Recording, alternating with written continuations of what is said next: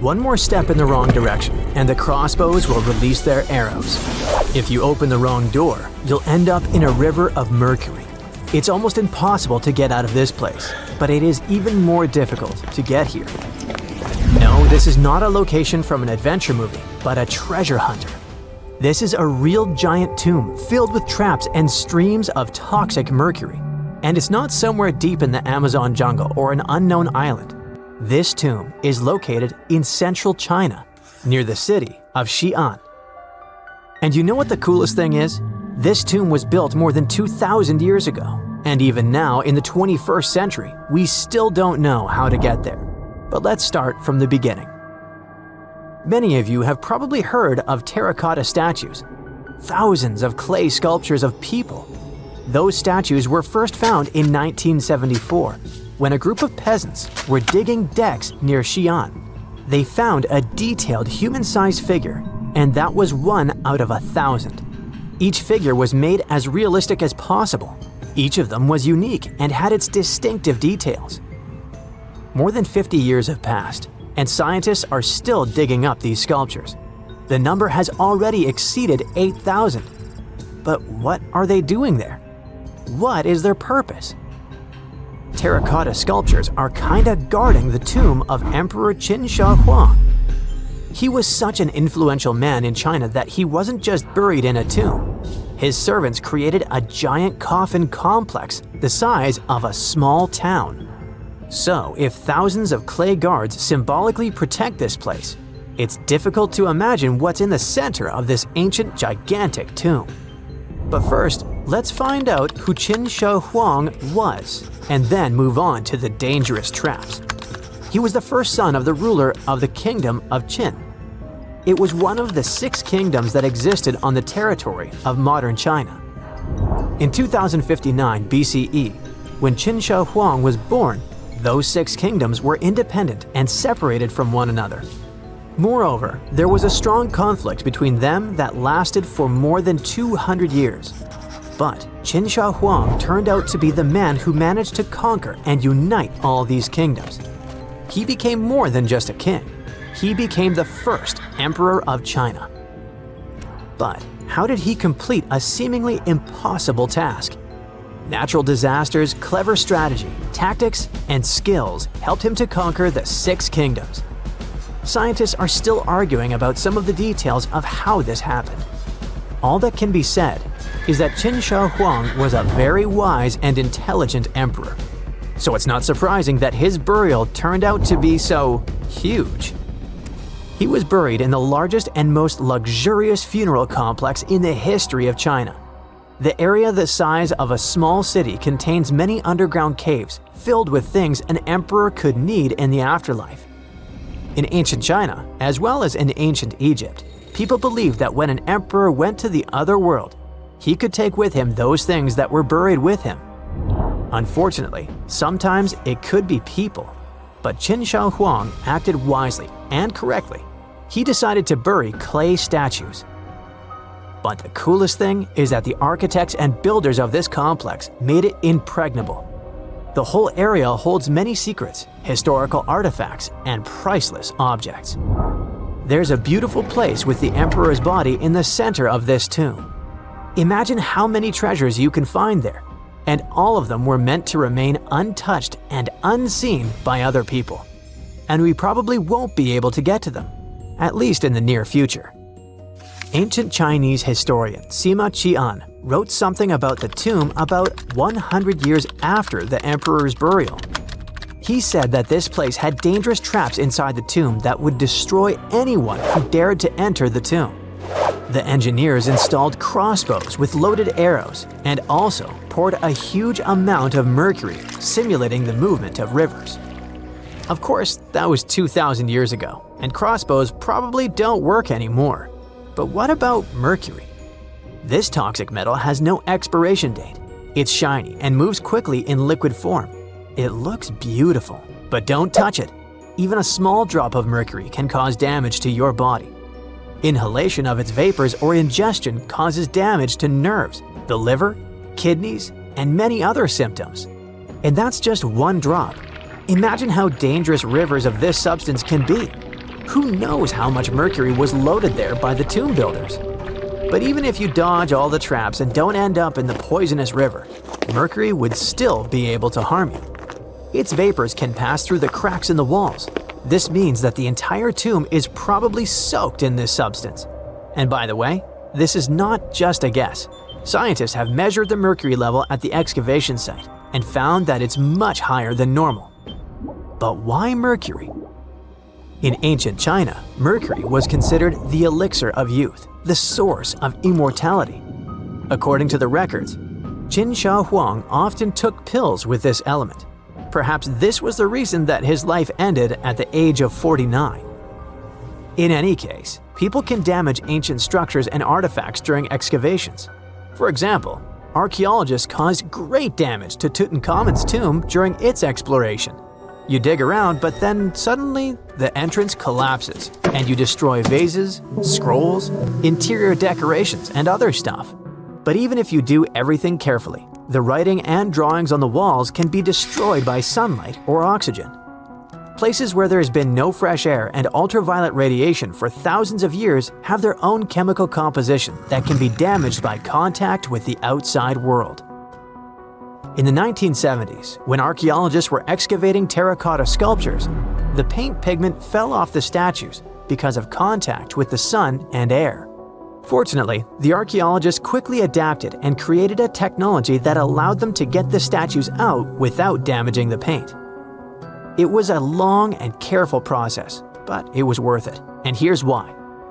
According to ancient writings, the emperor created an underground kingdom with a beautiful palace in the center. He decorated the ceiling of this palace with expensive pearls. You know why? To simulate the stars in the night sky. And that's just the ceiling. It's difficult to imagine how the walls, floor, and tomb of the emperor are decorated.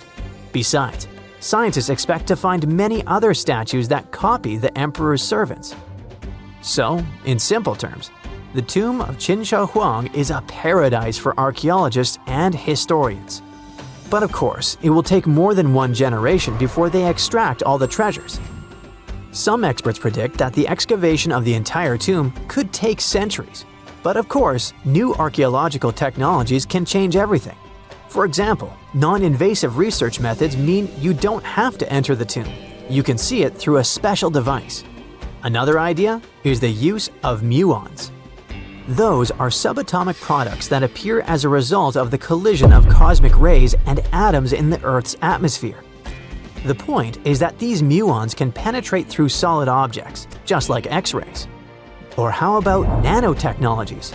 Imagine millions of tiny digger robots climbing into a tomb and starting to scan the area. They transmit the data to a computer, and then scientists create a holographic model. It all sounds cool, but to be honest, the charm of archaeology is lost here. It's one thing when you carefully dig up some ancient artifact with your hands, see it with your own eyes, and scrupulously clean it from the ground. And it's completely different when you watch it on a computer screen. But in any case, technologies using muons or some kind of robots ensure people's safety. It's better if a computer falls into a trap than if it happens to an archaeologist. Not many civilizations are as mysterious as ancient Egypt, a powerful empire that lasted over 3,000 years. It gave us pyramids that still stand and myths that still inspire. It's one of the most explored places on Earth, yet somehow, we still find exciting stuff. In Abydos, archaeologists just uncovered a 3,600-year-old royal tomb. It's huge! It has golden hieroglyphs of deities covering the entrance, but the pharaoh's name? It's not there. It's missing. Who was this ruler, and what new chapter could this open in Egypt's story?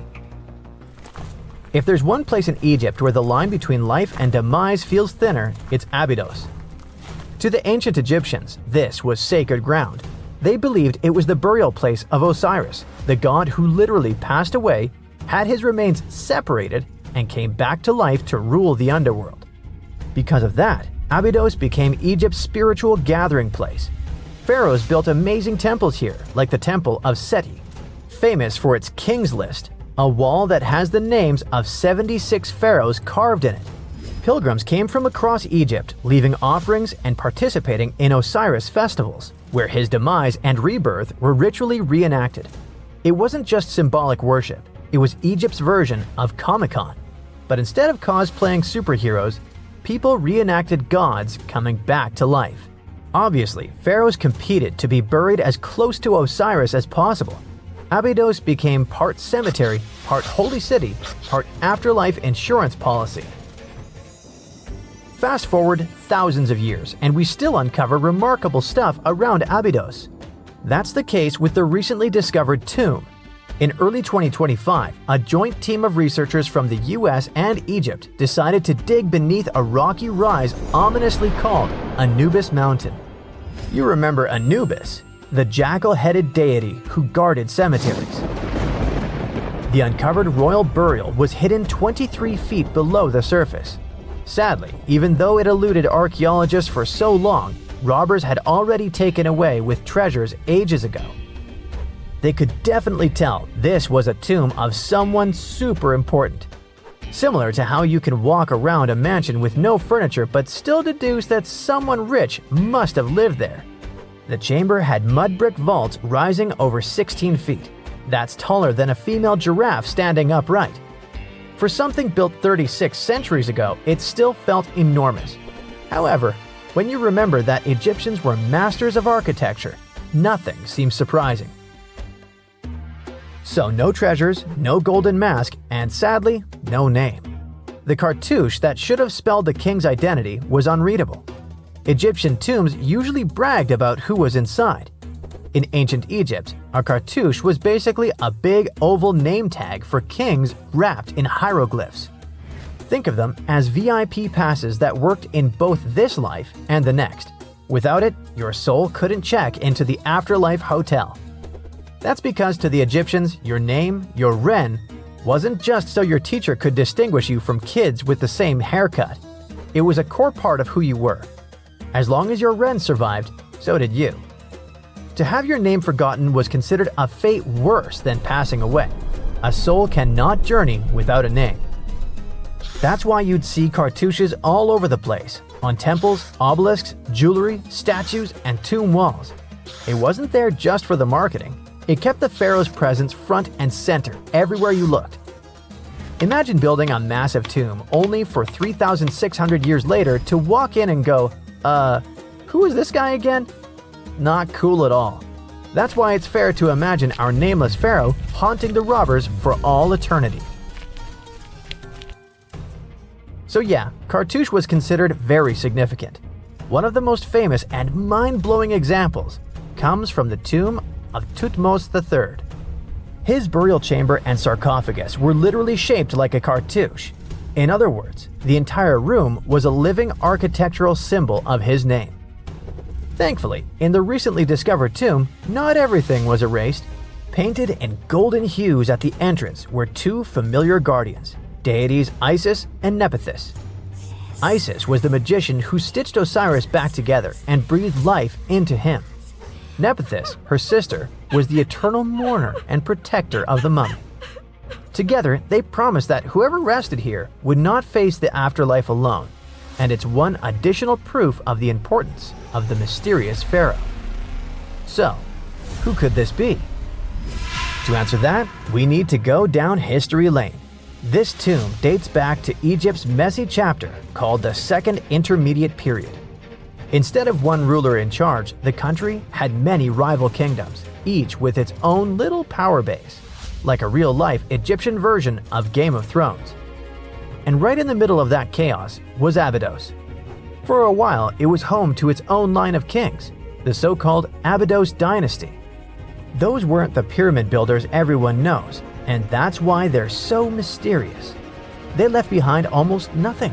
No great monuments, no sprawling cities, just fragments of names on broken blocks.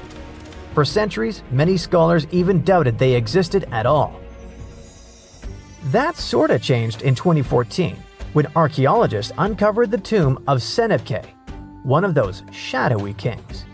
Now, everything we know about Senebkay points to him having quite a story to tell. His bones revealed 18 deep wounds, the kind you get in battle.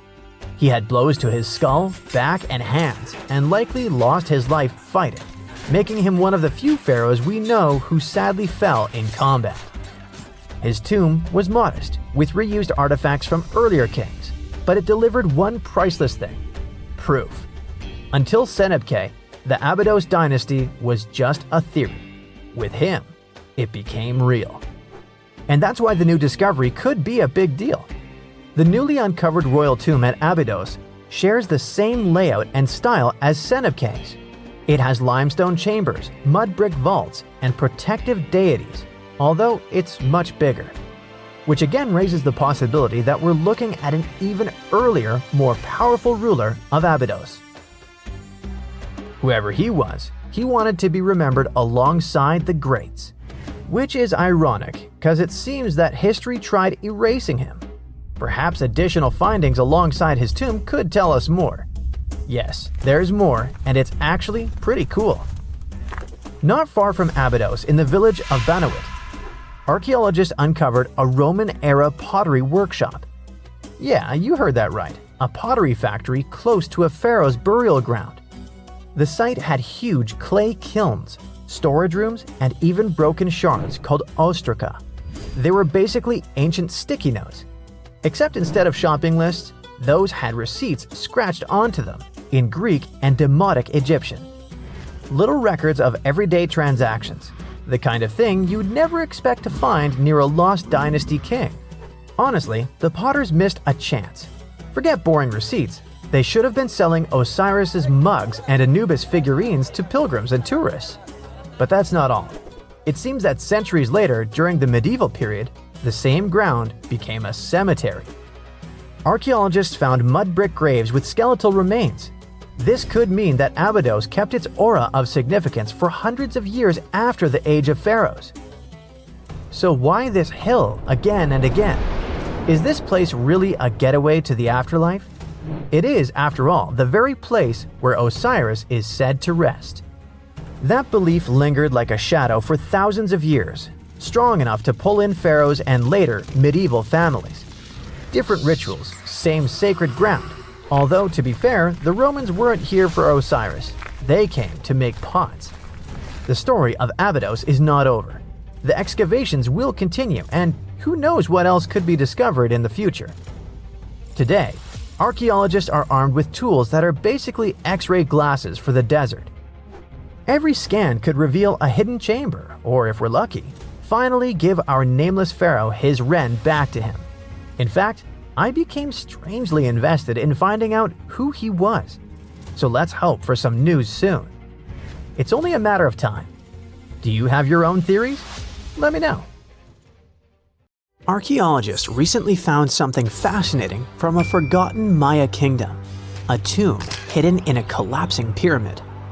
Inside, there was a king buried for 1,700 years. A jade mask that looks almost human, but not quite. And all this thanks to the looters who missed it by just 6 feet.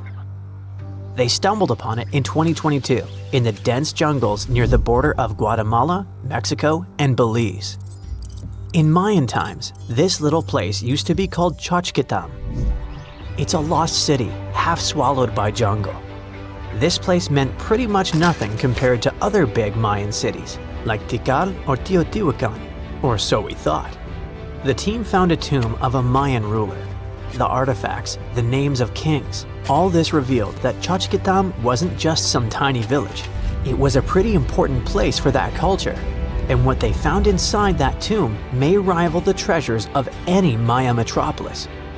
The tomb's ceiling had collapsed long ago, but the offerings were still inside and remained intact even after centuries. They recovered over 16 spondylus shells. These things were used by the ancient elite for power and rituals. That meant that whoever the tomb was related to, it was someone wealthy, of high status, who got themselves a ceremonial burial. Archaeologists also found carved femur bones. They were etched with hieroglyphs and names. Maya literally wrote their history in human remains. Researchers want to dive super deep and get a DNA analysis on the bones. Maybe that will help uncover familial ties, origins, or health problems these people might have faced. And most important of all, the mosaic jade mask. It was pieced together from luminous green tiles into an expression that feels almost human, almost alive. A lot of people were joking that it's just like Jim Carrey's mask in the famous movie. But it wasn't a magical artifact. That was the face of a forgotten Maya king, staring out at us after 1,700 years of silence. His name was etched into the femur bones, Itzamkokaj Balam. Historians think this might be the ruler who reigned around 350 BCE. Unfortunately, this period is super underdocumented. We barely know anything about those times, but it looks like he was pretty important to the locals. One of the bones even showed a carved figure holding a deity's severed head. The deity's head looks exactly like the jade mask. Perhaps this was supposed to be the king himself, defeating some mythological villain. Other inscriptions mention the king's father and grandfather. That links Tenochtitlan to the mighty Maya capitals we mentioned, Tikal and Teotihuacan. Tikal was once the beating heart of the Maya world. It was a fascinating megapolis. A city rose from the Guatemalan lowlands with towering step pyramids that scraped the sky. That place was home to tens of thousands of people. It was also a hub of art, astronomy, and culture. The rulers were worshipped almost as living deities. Their deeds were carved into stelae that still stand amid the howler monkeys. Teotihuacan was located even further north. Now that was a mystery of another kind. It wasn't really Mayan, but rather Central Mexican. But still, that was a true metropolis, one of the largest cities in the world during its time. It was most famous for its Avenue of the Dead and colossal structures like the Pyramid of the Sun. It was a rich cultural center that had a worldwide influence. For centuries, both Tikal and Teotihuacan seemed to have completely different cultures. Tikal was a flourishing city-state where people loved reading, astronomy, and beautiful architecture. Teotihuacan was a titanic militaristic superpower. Two big centers of Mexico, separated by 600 miles of jungle and mountains. Compared to these imperial capitals, Tenochtitlan was a whisper. But it looked like this Itzam guy from the tomb wasn't just a ruler of a random village. He seemed to have political ties in ancient Mesoamerica. The craziest part is that we almost lost this piece of history, all because of the looters. At some point in the past, grave robbers had tunneled dangerously close. They stopped digging just 6.5 feet away from the tomb. That's just like in that meme with the diamonds. Sometimes you stop digging right before you hit it big. But in our case, thank heavens they didn't get there first. That's how close we came to losing a piece of history. In an almost poetic irony, it was the looters' tunnels themselves that led Estrada Belli's team to the site. Archaeologists have been looking around and using the so-called LiDAR technology. That's basically laser beams shot from high above, which help them map the spot. It's like taking X-rays of the jungle floor. And that's when they found the little signs of intrusion. They quickly realized that if someone was digging here, they were probably looking for something important. Without the failing looters, they might have walked past a discovery. In any case, archaeologists want to keep searching. They might even find more chambers buried inside the abandoned pyramid. We just keep finding mysterious things related to the Maya. Recently, buried deep within the ruins of Tikal, archaeologists found a house, and in that house, a limestone altar. It was covered in vibrant murals of red, yellow, and black. What's weird is that this build wasn't made by Maya. It was unmistakably Teotihuacan in style. And just like the tomb from before, it was made about 1,700 years ago. The altar was discovered inside a Maya-era residence known as Group 6DX7. It stood 3.5 by 6 feet right in the center of the home. That was very typical for Teotihuacan traditions. It bore a mural of the storm god. That was also a central deity in the Teotihuacan pantheon. But this altar depicted no kings and no rulers. That's very weird. As we said, Maya worshipped and honored their dynasties and political power, putting them pretty much everywhere, like some merch. But instead, this altar worshipped the deities alone. and it did so in the heart of Maya's main capital, Tikal. When archaeologists dived deeper, they saw it as unmistakable proof that Teotihuacanos not only came to Tikal, they thrived there. This house wasn't some trade outpost, people actually lived in it. Teotihuacanos built homes, practiced their rituals, and left their deities behind in this city. And Maya seemed to be chill about that. Researchers think this was a home for some elite people from Teotihuacan, or maybe it belonged to Mayans who practiced Teotihuacano culture and deeply respected it. But it might be something darker than a simple, friendly multiculturalism. The two cities weren't in the best relationship. There was some tension, maybe even surveillance. The house and the altar were probably built around 300 to 400 BCE. That was a period when Tikal was rising in power. This might have caught the attention of the mighty empire to the north. It's almost as if Mayans poked the beast. By 400 to 450 BCE, that attention may have become something sinister. The altar could have actually been the symbol of domination. Had the Maya of Tikal truly welcomed their guests, or did they come here and bluntly started building foreign altars in sacred spaces? Did Teotihuacan use this as some kind of soft invasion? In that case, it would make sense for Mayans to destroy that place or vandalize it somehow. Mayans regularly buried their buildings and rebuilt on top of them. But for some reason, this altar remained untouched. Mayans found it and buried it with the surrounding buildings as they were. No vandalism, no destruction, no rebuilding even. Looks like they had some complicated feelings about Teotihuacans. It was a time when cultures clashed, fused, overlapped, and possibly spied on each other. Perhaps one day we'll learn more about what really happened among these ancient civilizations. Once upon a time, I searched through the jungle, following a map poorly drawn on a piece of cloth. After days of walking, I reached an ancient Mayan temple. As soon as I stepped in, a strange noise echoed. I turned to leave, but suddenly the floor cracked beneath my feet. I fell into a 1,600-year-old tomb. Finally, I got lucky. That day, I walked out with shiny jades, carved seashells, a creepy afterlife mask, and a curse that's been haunting me ever since. Well, okay, maybe it didn't happen exactly like that. Or maybe it didn't happen to me. Sadly, real-life archaeology is not like Indiana Jones movies. However, the findings can be as exciting and important, especially in Belize, where archaeologists just found the first identifiable ruler's tomb in the lost Mayan city of Caracol after 40 years of digging.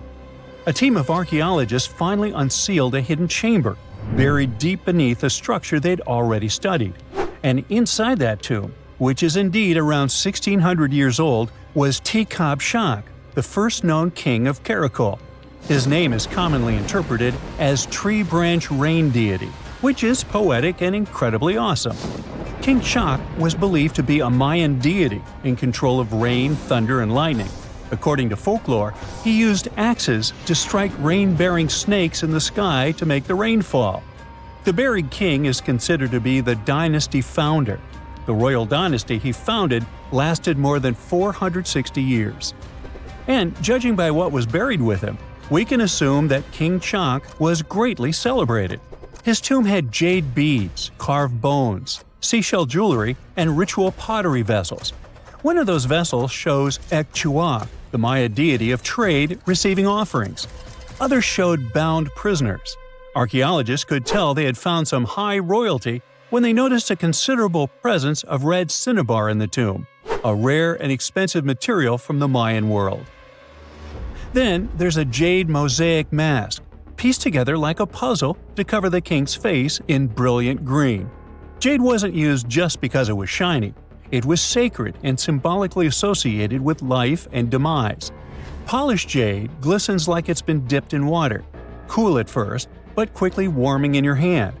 To the ancient Maya, this lifelike quality made jade a living, breathing substance. And for this reason, it possessed high religious and spiritual importance. The Maya associated it with the breath of life, with royalty, and with eternity. Covering someone's face in jade show just how high-ranking that person was.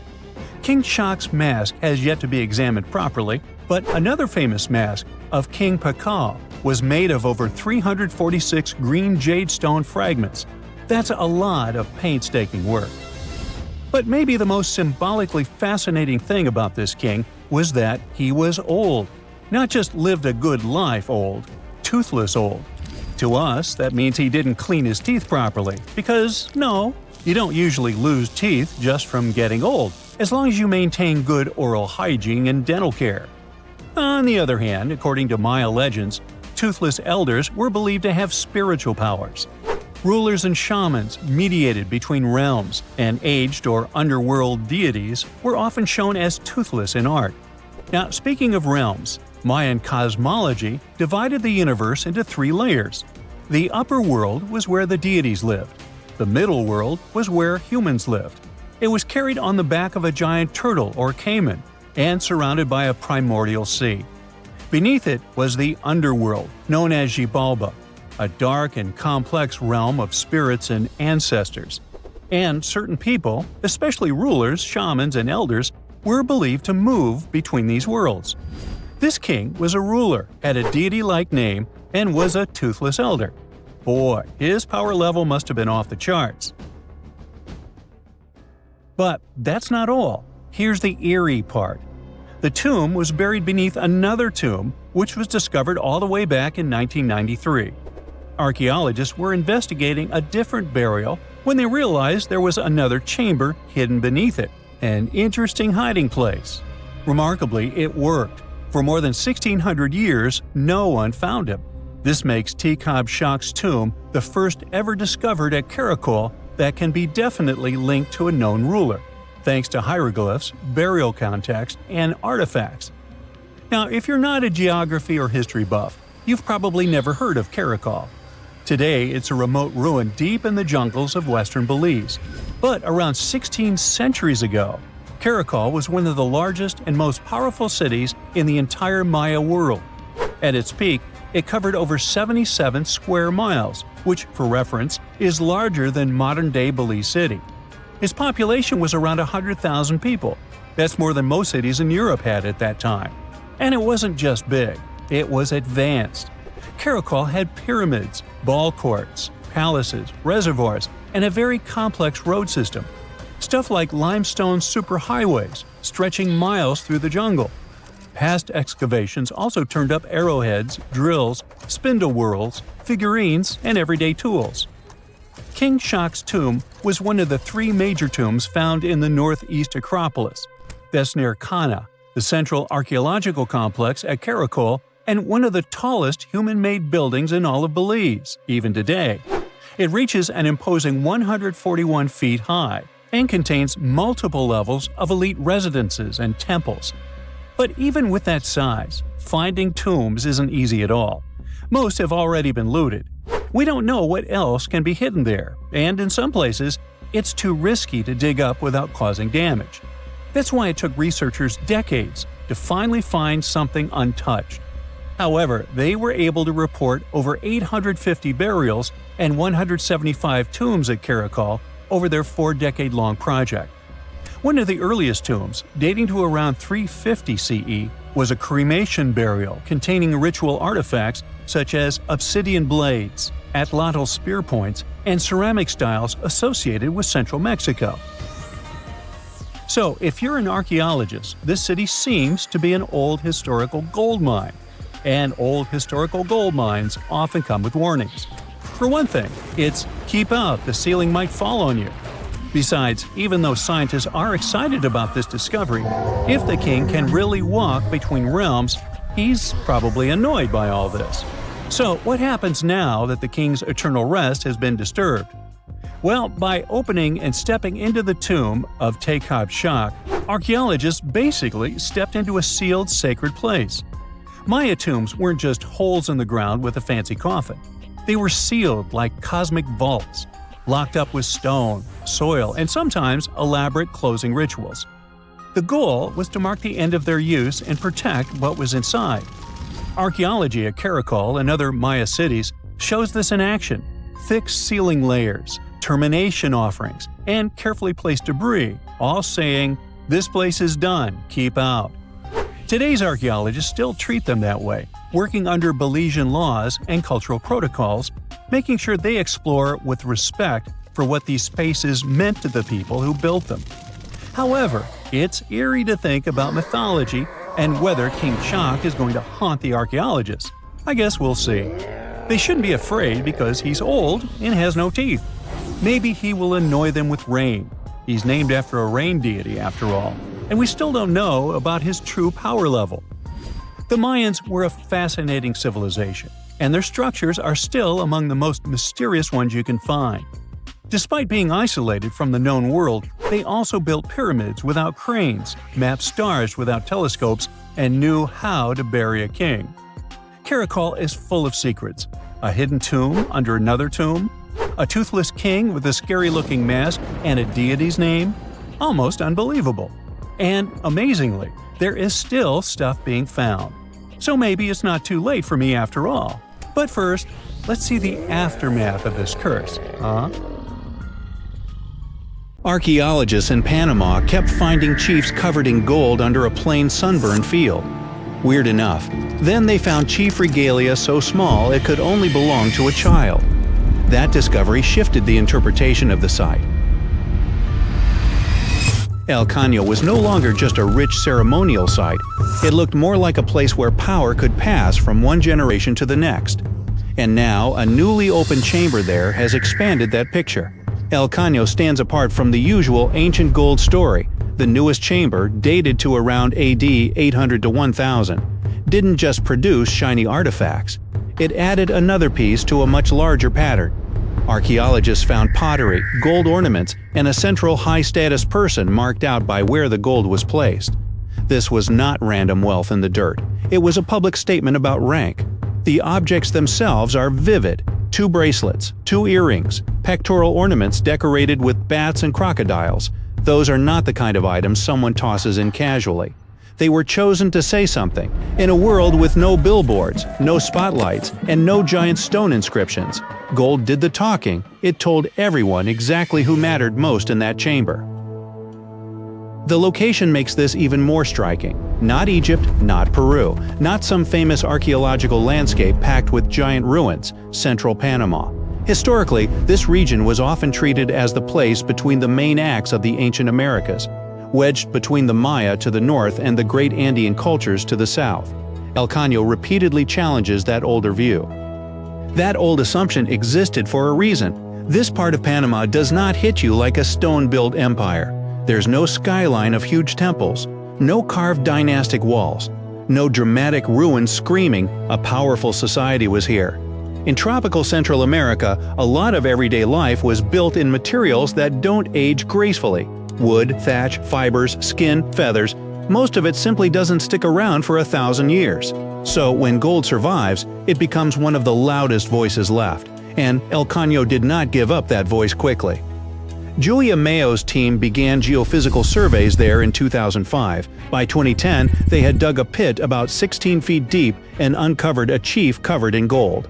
Then the site kept escalating. More ornaments appeared. More chambers turned up. More evidence started linking this field to a whole ceremonial landscape. This was not a lucky weekend dig. It was years of slow, patient work, turning a quiet pasture into one of the biggest archaeological stories in Panama. The contrast is striking from the surface. El Caño looks ordinary, the kind of place where you'd expect grass, cattle, and heat, not dynasties.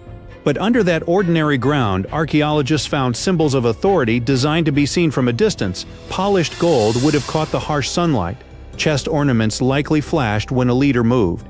Animal imagery, bats, crocodiles, and other powerful creatures turned jewelry into a visual language of authority. This was status you could spot instantly, and the newest chamber matters because it is not standing alone. Mayo said the site has produced 9 similar chambers and that this was a place where elite individuals were laid to rest for about 200 years. This finding expands the interpretation of the site. One rich chamber is interesting. A ceremonial resting ground used by powerful people across multiple generations suggests something else entirely. It begins to resemble a long-running system.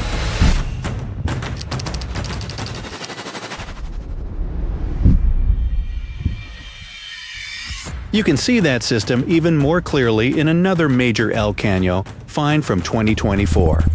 Archaeologists uncovered the shared chamber of an important Kokle lord buried around 750 to 800 CE. Inside were gold ornaments, ceramic objects, bells, skirts, and a set of flutes. The team dubbed him the Lord of the Flutes, which sounds almost legendary until you remember this is not a myth. It's a real person from a real ceremonial tradition found in the same site. The scale grows even larger around that burial. Researchers found many other individuals placed in the same setting. Reports said the total could reach more than 30 people. At that point, you are no longer looking at one important person with a collection of objects. You are looking at an event, a choreographed display, a message to everyone watching that this leader stood at the center of a much bigger social order. This interpretation is supported by research. A 2020 study of El Caño's multiple chambers found the same basic pattern again and again. One highest status individual in each other, people arranged around that central figure, and a strong sense that the whole composition represented social order. The authors also concluded that some of these final ceremonies involved very harsh ritual practices. The layout itself was part of the performance of power. Now go back to the child-sized regalia, because that might be the strangest clue of all. One of Mayo's earlier breakthroughs came when she realized a set of tiny gold objects was too small for an adult. They appear to have belonged to a baby adorned like a chief. Later, the team found gold arm cuffs on the skeleton of a 12-year-old boy. Both finds point in the same direction. Status here may not have been something a person earned late in life. It may have started at birth. That implication is significant. If rank passed from father to son, then El Caño was not showing us a few isolated leaders. It was revealing a hereditary power system. That means established families, succession, and rules strong enough for an entire community to recognize them. Gold-working specialists had to exist, ceremonial knowledge had to be preserved, labor had to be organized. These were not loose little villages improvising everything as they went. This was structure. It also explains why El Caño feels bigger than a treasure story. Gold draws attention first. The real subject is political sophistication. The objects are only useful because of what they reveal: hierarchy, ceremony, inherited authority, and a leadership class that could stage power in a way everyone understood. Gold is what catches your eye first. The social system is what keeps the site interesting once the shine wears off. There is another reason El Caño matters so much. Less than 2 miles away sits Teotihuacan, the older Panamanian site that had long provided the main evidence for this gold-rich tradition. For years, Teotihuacan was the big reference point. Then El Caño started turning up its own chiefs, its own ornaments, its own ceremonial patterns. Suddenly, this was not one isolated hotspot. It was a broader cultural world, hiding in plain sight across the same landscape. Once you imagine that world, El Caño becomes incredibly visual. No giant stone monuments. Fine, the ceremony can still feel huge. Flutes playing, bells moving, gold breastplates flashing, beads sewn into clothing, animal symbols broadcasting lineage and rank. One early chief found at El Caño wore gold breastplates, arm cuffs, a bracelet of bells, a belt of hollow gold beads, and more than 2,000 tiny gold spheres arranged as if sewn onto a sash. That is not subtle fashion. That is ceremonial theater. Imagine one of these final ceremonies. A leader is placed at the center. Gold catches the light. Music carries across the field. Companions are arranged with strict meaning. Everyone present can read the scene without a single written word. This person held the highest place. These families mattered. This order continues even now. The point was not private grief. The point was public memory and public hierarchy. That is why El Caño changes the history of Panama in a very specific way. It does not just add one more archaeological attraction to the map, it shows that central Panama had its own powerful chiefs, its own ceremonial specialists, its own symbols of rank, and probably its own dynastic lines. This region was not just absorbing importance from bigger neighbors, it was generating its own, and the site is still making that point clearer. El Caño has already revealed multiple elite chambers across years of excavation, and each new one expands the story. So the key discovery here is not a bracelet, or an earring, or even a chamber filled with gold. It is the realization that an ordinary Panamanian field was hiding a cemetery of rulers and clues to a forgotten power system that had been there the whole time, just waiting for someone to look deeper. Unlike many other ancient Egyptian burial grounds, King Tutankhamun's tomb stayed hidden and free of unwanted thieves for 3,000 years. One reason was that the tomb was smaller than average and tucked away in a place called the Valley of the Kings. This area was already being extensively explored by the time they stumbled upon Tut's spot. The entrance was all covered in debris from building a nearby tomb, which must have also helped keep it a secret. There were also zero writings or signs on the outside of the tomb. Time passing also played a part in keeping it in amazing shape until the 1920s, when a man named Howard Carter finally made it in. But was Carter that big of a hero? Some recent findings say he might have been sneakier than initially thought.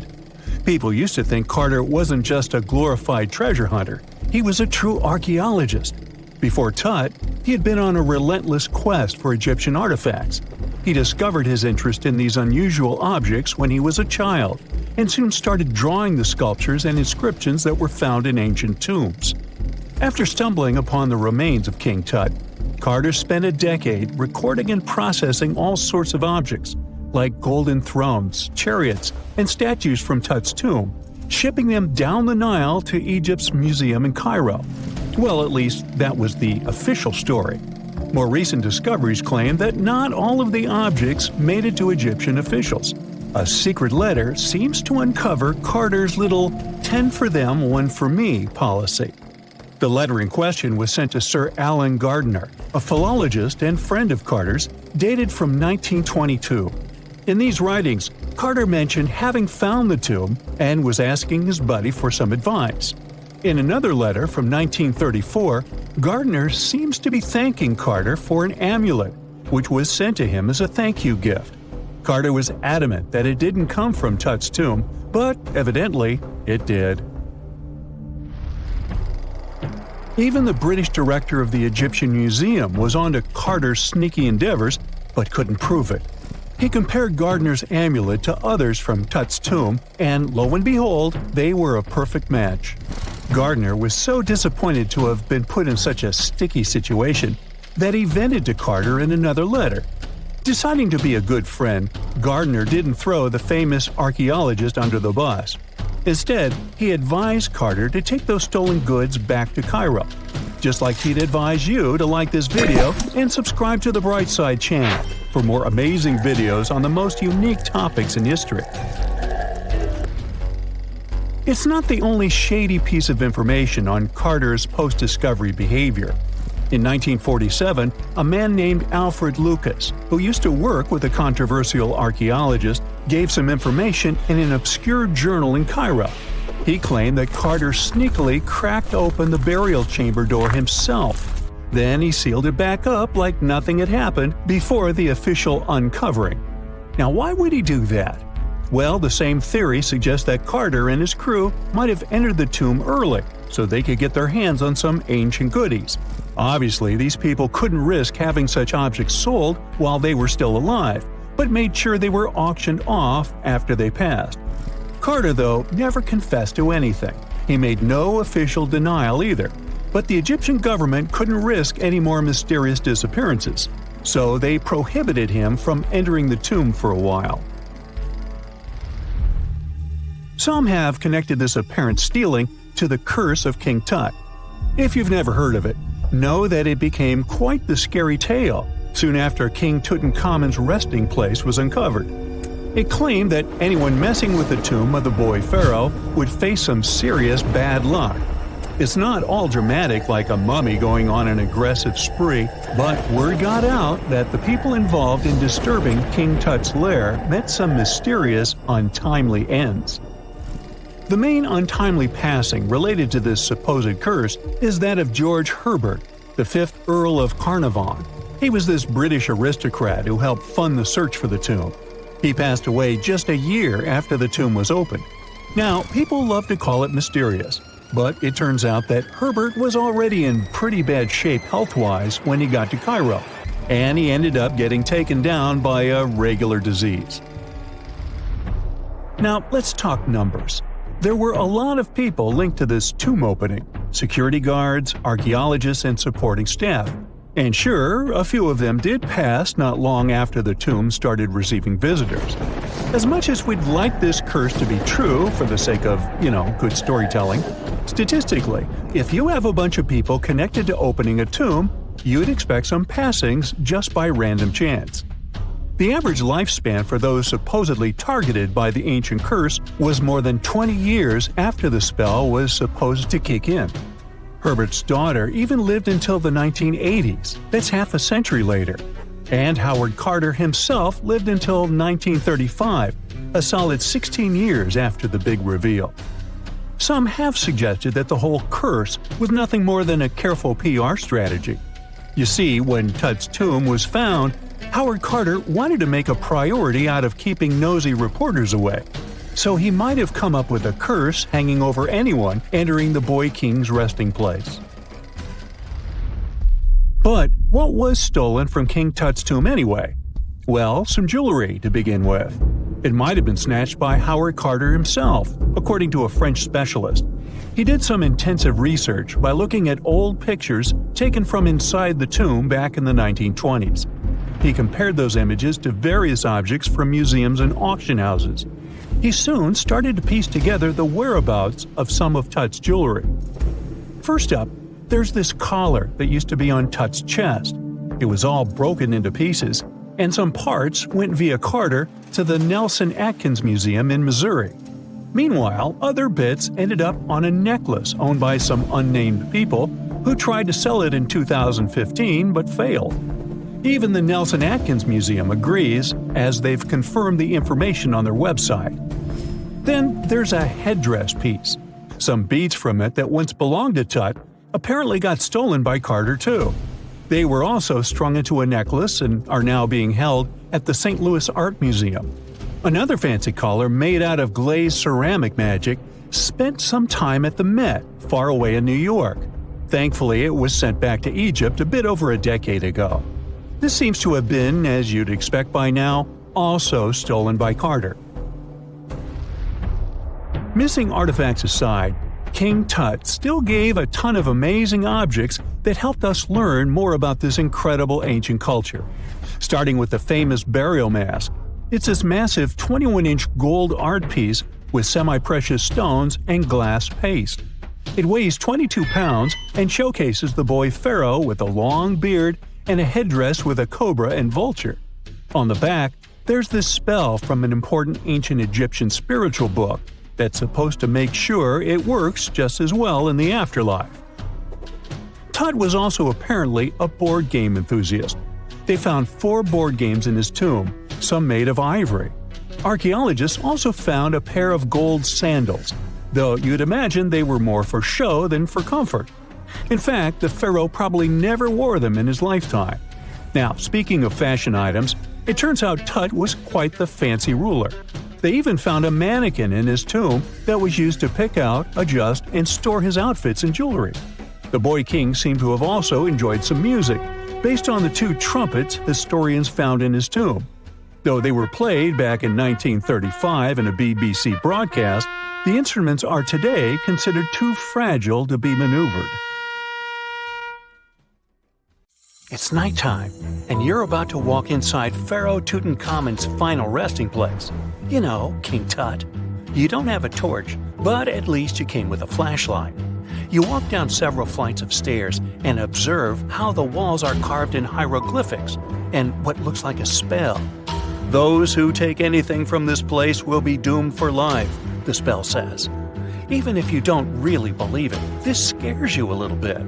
You find a huge stone door. Is it a trap?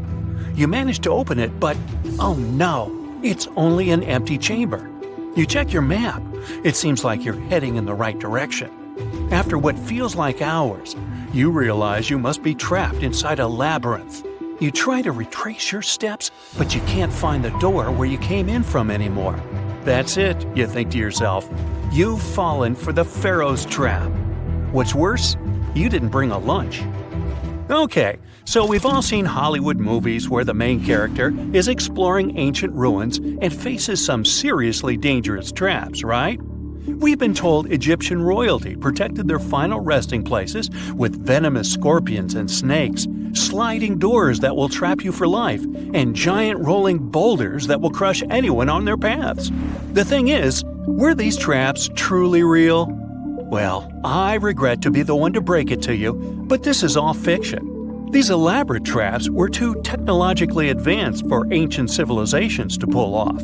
That is not to say, however, that there weren't any traps at all. Ancient civilizations, like the Egyptians and the Mayans, are known for their practice of building entire monuments dedicated to the ones who had passed away. These structures would often reflect the position of person occupied in society. So, for the really important people, the VIPs of their times, massive monuments were built to host their bodies long after they were gone. Some of these civilizations believed that a person's life would continue on the other side of the veil. For that reason, a person would be buried together with the belongings of their current life. If they had a lot of money and power and stuff, that meant their resting places would be filled with riches and gold.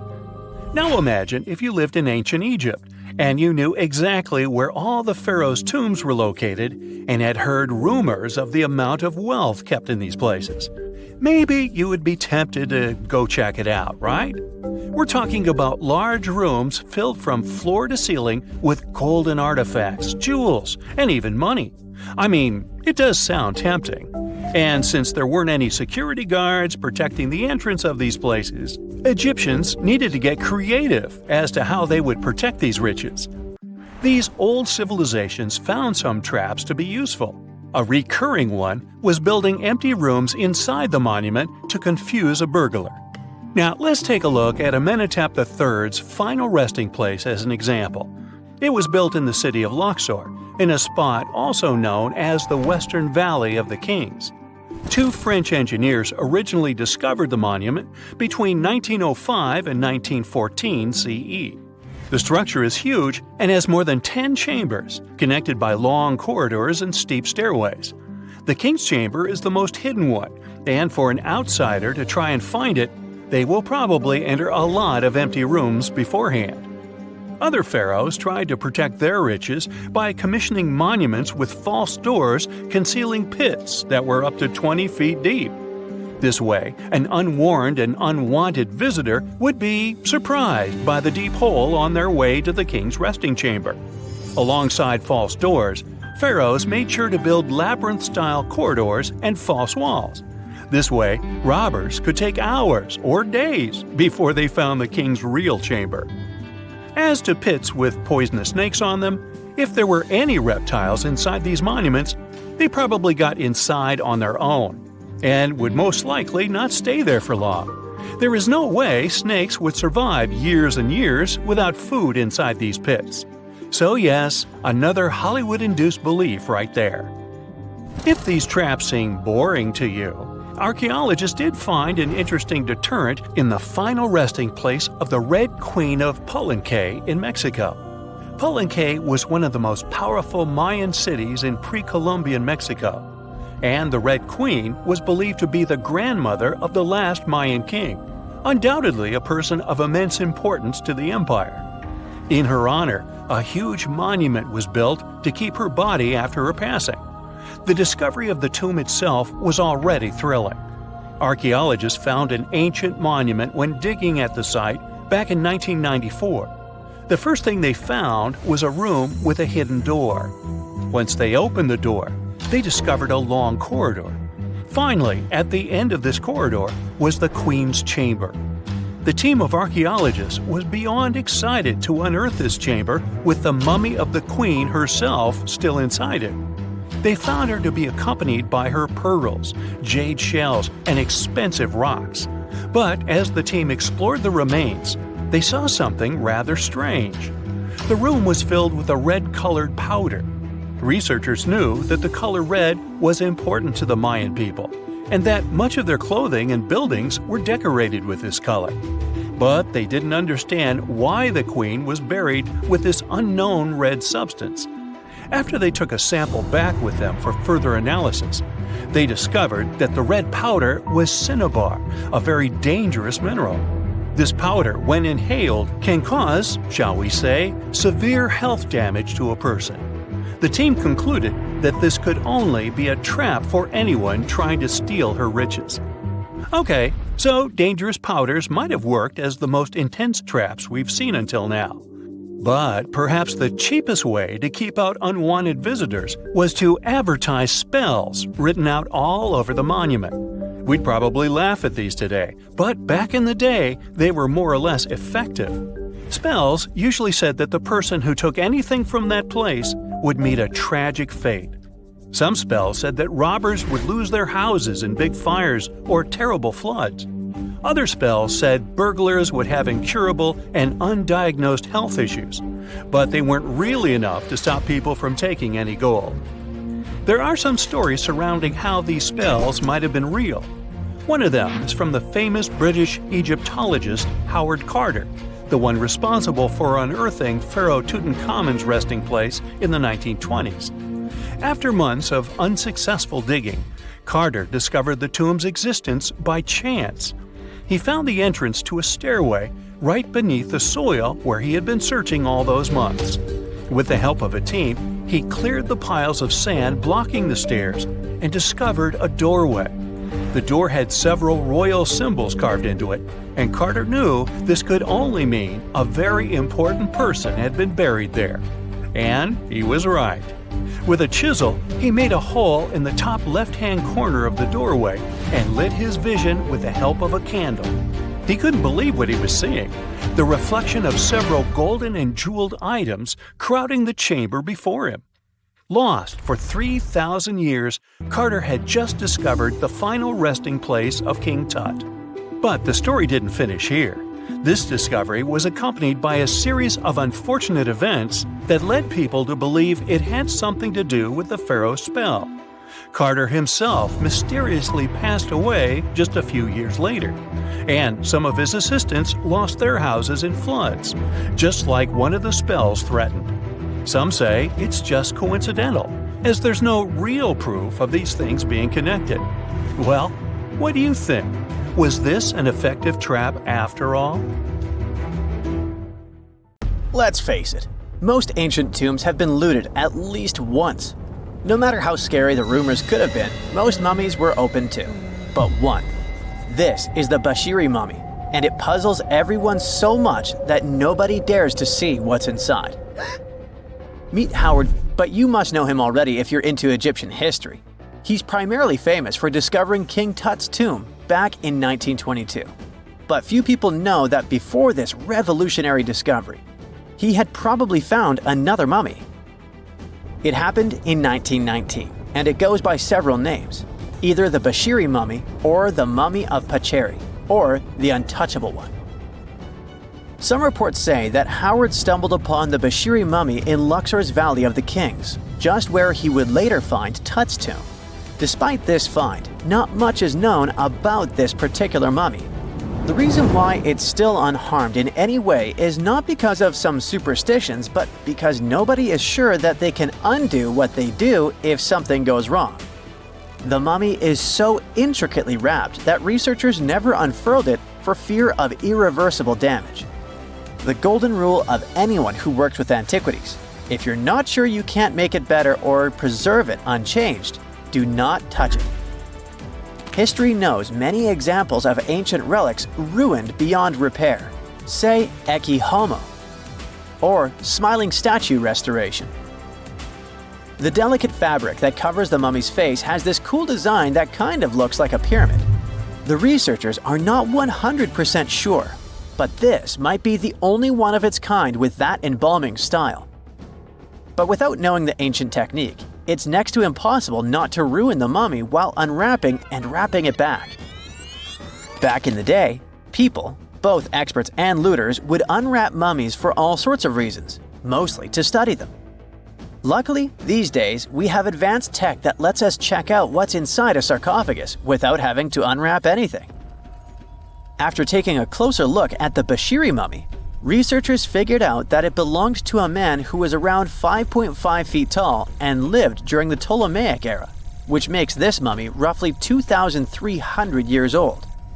The Egypt Museum shared that the X-ray scan also uncovered an inscription of the guy's name, but it's a bit tricky to tell if it says Pacheri or Nenu, adding to the intrigue.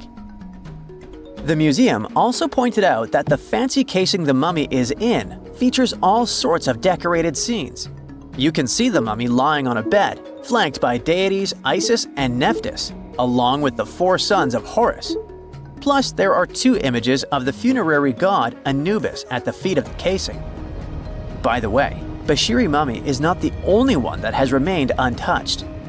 This is Issa Temkebde, and Gaston Maspero, a French archaeologist, made the decision to leave her mummy untouched, wanting to keep her resting peacefully since she was in such amazing shape. He did mention, though, that her tomb had been raided long ago. Thanks to some X-ray work, we learned more about the mummy. The scans revealed a few artifacts still wrapped up with the wife of a high priest, including amulets around her neck, right arm, and forehead.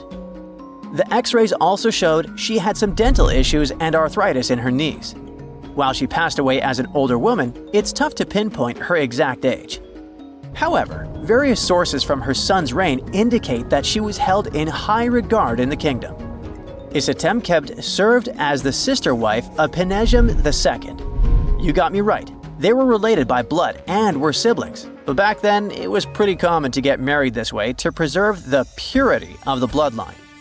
Say that to Habsburg, duh. Their chase for purity only led to inbreeding and the notorious Habsburg's jaw. Right, I guess we should not judge ancient Egyptian rules and morals, but what we can say for sure is that both Bashiri and Isitemkebd were incredibly lucky to stay untouched. The odds were not in King Tut's favor, though. The researchers' work hit him hard. The tomb itself was discovered in 1922, but it wasn't until 1925 that the nested coffins were opened during an excavation. The outer coffin, held together with silver pins, opened up to show another coffin shaped like a mummy, decorated with colorful glass and flower garlands. There were worries about the king's mummy because it had been exposed to moisture. The middle coffin was pretty heavy and didn't have any handles, so they had to be super careful taking it out. Inside the innermost coffin, which was solid gold and wrapped in a red cloth, they found the royal mummy, and this all went down on October 28, 1925. Tutankhamun's mummy, measuring about 6.07 feet, fit snugly into the innermost coffin, which was 6.17 feet long. You can already tell there was a problem, right? Imagine how hard it is to extract something as fragile as an ancient dried-up mummy, especially when there's not much room for maneuver. Plus, the mummy looked sus. It was pitch black. Howard Carter, the lead archaeologist of the expedition, estimated that around 2 buckets worth of oils had been poured over the mummy.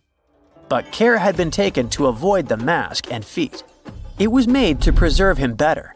The body was positioned at a slight angle in the coffin, and there was a noticeable difference in the amount of dark oils on the right and left sides, indicating that the coffin might have tilted while being lowered into the sarcophagus. This oil created moisture inside the coffins, and over time, it reacted chemically, which Carter described as a sort of slow, spontaneous combustion, leading to the carbonization of the linen wrappings. Unfortunately, the combination of heat and moisture took a toll on the mummy's trappings as well. The crooked flail fell apart, the resin scarab cracked, and the threads holding the hands and mummy's bands started to decay, making everything quite fragile. Plus, the oils hardened over the years, effectively gluing the mummy and mask to the coffin's bottom. To try and separate the mummy from the inner and middle coffins, they were placed in the sun for several hours, reaching temperatures of 149 degrees Fahrenheit. Despite this effort, the mummy remained stuck, so the initial examination had to be done right where it was. The first part of Tutankhamun's mummy the researchers checked out was his lower legs and feet, meaning they started the examination from the bottom up. As they peeled back the bandages, they uncovered the first of many treasures wrapped up with the king. They took their time to carefully document and photograph everything they found. The inner layers of bandages were in pretty bad shape, mostly turning to dust, making it tough to figure out how everything was originally wrapped. Still, the overall methods matched what was seen in other nobles' mummies from that time.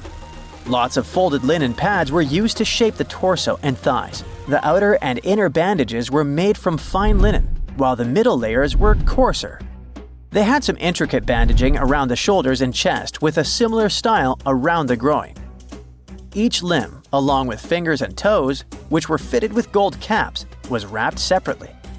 Tutankhamun even wore gold foil sandals on his feet. They hoped to separate the mummy from the coffin by removing the outer bandages, but the resins had stuck the body to the coffin. So, the researchers ended up chiseling it out. To do this, they had to cut the torso in half at the hips and disarticulate the arms to continue unwrapping. Each part was treated with hot paraffin wax for stability, and later the hands and feet were reattached with resin. Finally, they used hot knives to detach the head from the mask. To check the teeth, it was decided to make an incision around the jaw and neck, which was later fixed with resin. So technically, the scientists did all they could to preserve the mummy, but still, in a way, it ended up being damaged beyond repair. What do you think? Should they have left it in the coffin? Or did they do the right thing? Let us know in the comments.